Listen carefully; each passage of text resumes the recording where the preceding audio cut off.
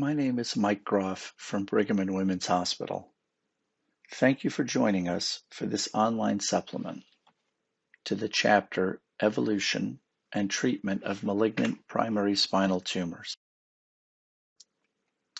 Primary spinal cord tumors are uncommon, accounting for only 2 to 8% of all CNS tumors. Intradural tumors can be further subdivided into either intramedullary or extramedullary tumors. Primary glial tumors account for the majority of the intramedullary tumors and are predominantly astrocytomas or ependymomas. Most intradural extramedullary tumors are benign.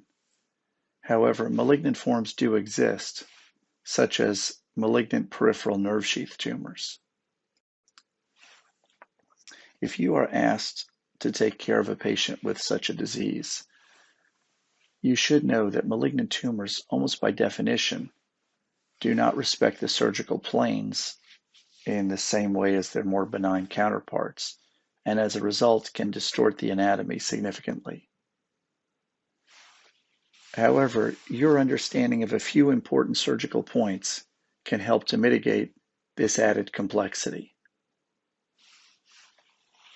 First and foremost, get good exposure. Open and expose the cord well above and below the lesion. Secondarily, before attacking the tumor itself, take some time to understand the location of the midline sulcus, the dorsal root entry zone, and the presence of the dentate ligaments to help you maintain orientation throughout the resection. If the goal of surgery is a significant debulking, a common mistake is to take too little rather than to take too much. If you've decided to take the patient to surgery, you should make it meaningful. However, often the goal of surgery is only to get a tissue biopsy, and in that case, a much smaller sample is obviously appropriate. In these lesions, we anticipate a subtotal resection, and we plan for this by incorporating a large dural patch graft. This allows for expansion in the case of recurrent disease, but also, importantly, allows for the return of spinal fluid, which will minimize the chances of the patient developing a significant syrinx or tethering. In the immediate postoperative period, steroids are important to mitigate any transient neurologic worsening.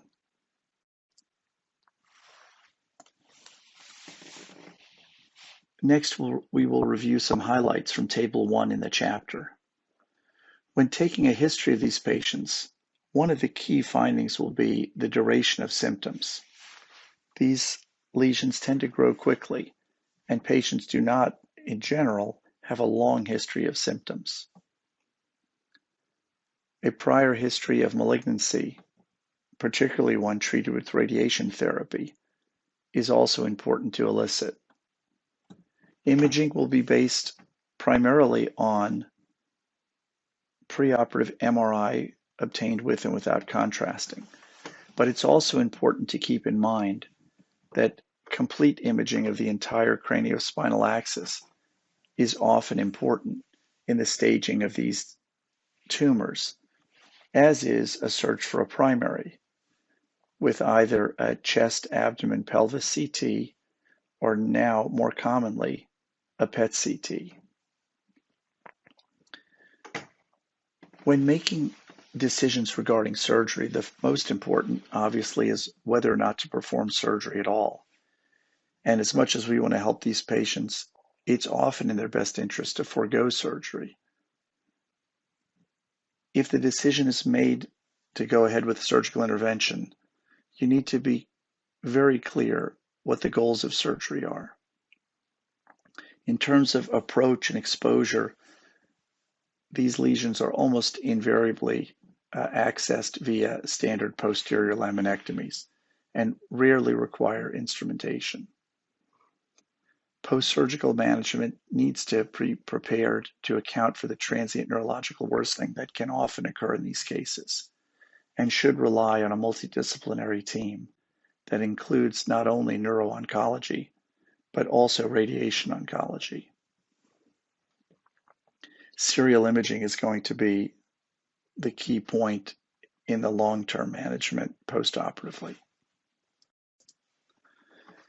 Malignant spinal astrocytomas account for 10 to 15% of intramedullary astrocytomas that are high grade. Symptoms can often be progressive and, unfortunately, can be nonspecific. Back pain, nonspecific proximal lower extremity weakness, and myelopathy-like findings will often be part of the history and physical examination. Radiographically, they present with an asymmetric fusiform expansion of the cord.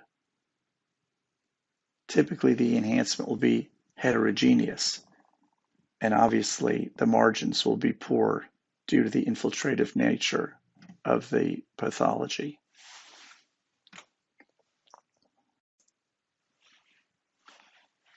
Unfortunately, due to their rarity, little data exists to guide the treatment for malignant astrocytomas.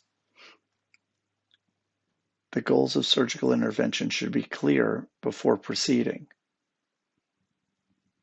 Establish a diagnosis, decompress the neural elements as we are able, and a cytoreduction will often be the goal, with gross total resection being extremely unusual in this category of disease. Given that, whether an aggressive resection is oncologically meaningful is still a matter of debate. Adjuvant therapy, both in terms of radiation and chemotherapy, will almost certainly be part of the treatment. And unfortunately, in spite of all of this, the prognosis remains poor. Here is an illustrative example of a 58-year-old gentleman who presented with a several-week history of back and chest pain, as well as worsening right leg weakness and decreased appreciation of light touch in his chest and legs.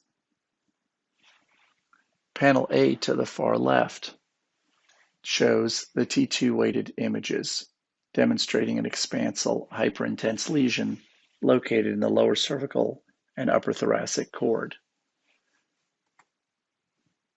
Panels B and C demonstrate the heterogeneous enhancement, and the axial image to the far right shows the asymmetric infiltrative nature of the lesion. This patient did undergo a C5 to T2 laminectomy and tumor biopsy, whereupon pathology confirmed high-grade astrocytoma. An extensive resection was not attempted here, and the patient's post-op course was otherwise uneventful. Ependymomas are the most common intramedullary spinal cord tumor. However, most are low grade, and anaplastic ependymomas are fortunately rare. Radiographically, they present more central and more symmetric with homogeneous enhancement, but in the more malignant varieties, a heterogeneous or more patchy enhancement pattern can be found. Low-grade lesions are amenable to gross total resection, but higher grade lesions are often infiltrative, making this not tenable. This is a case of a 56-year-old woman who presented with a 4-year history of occasional right foot paresthesias, worsening balance, and falls. She had constipation and abdominal pain as well. In panel A, you see the focal expansile lesion from T4 to T6. It was isointense to cord in panel B. Axial images show this more symmetric expansion, with some punctate areas of enhancement. This patient underwent a standard resection, and the pathology turned out to be a grade 2. At surgery, the planes were quite apparent, and a gross total resection after debulking was performed.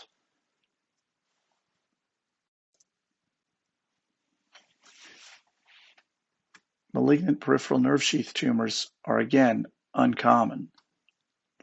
They are soft tissue sarcomas that arise from peripheral nerve sheath cells.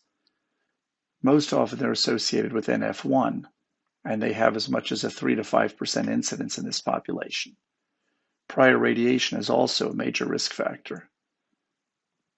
The clinical course is characterized by a rapidly progressive course and increasing size on serial scans. In other parts of the body, en bloc resection would be appropriate for this kind of lesion, but adjacent to the spinal column, that is not really tenable. Surgical resection with adjuvant radiation is used to help achieve local control, but unfortunately recurrence rates remain high. Many of these lesions are resistant to chemotherapy, and that has been reserved really for cases of metastasis. Again, the prognosis remains poor, with survival rates of 16 to 52% at 5 years. This is a 72-year-old man who presented with a 2-month history of progressive neck pain and paresthesias on the right side. In panel A, you'll see the initial findings of an intradural extramedullary lesion at C2-3 and the associated cord change. Axial T2 images in panel B demonstrate the lesion exiting through the right-sided neural foramen in a classic dumbbell configuration. Panel C and D show the pre and post contrast, demonstrating the heterogeneous enhancement and highly suggestive of some invasion of the P of the cord itself. The patient underwent a complete right-sided 2-3 facetectomy to facilitate exposure. The tumor was debulked, and some tumor had to be left up against the spinal cord. The patient did well neurologically in the immediate postoperative period. However, the pathology came back as a malignant peripheral nerve sheath tumor. The key concepts we hope you'll take away from this chapter are that while most primary intradural spinal tumors are benign, the uncommon case of a malignant intradural tumor presents unique diagnostic and treatment challenges. These lesions are frequently associated with significant morbidity and mortality, and comparatively little data exists to guide their treatment and management. Astrocytomas are the most common malignant intramedullary tumor. The initial treatment of choice is a maximal, safe resection, but the extent of this is often limited due to poor tissue planes and the aggressive nature of the disease. Malignant peripheral nerve sheath tumors are extramedullary soft tissue sarcomas, and they can be difficult to completely resect due to their proximity to the adjoining neural structures, as demonstrated in the case we presented. There is little high-quality data to guide the use of adjuvant chemotherapy and radiation in these rare tumors, but given the poor prognosis, they are often utilized in the context of a multidisciplinary team. Thank you.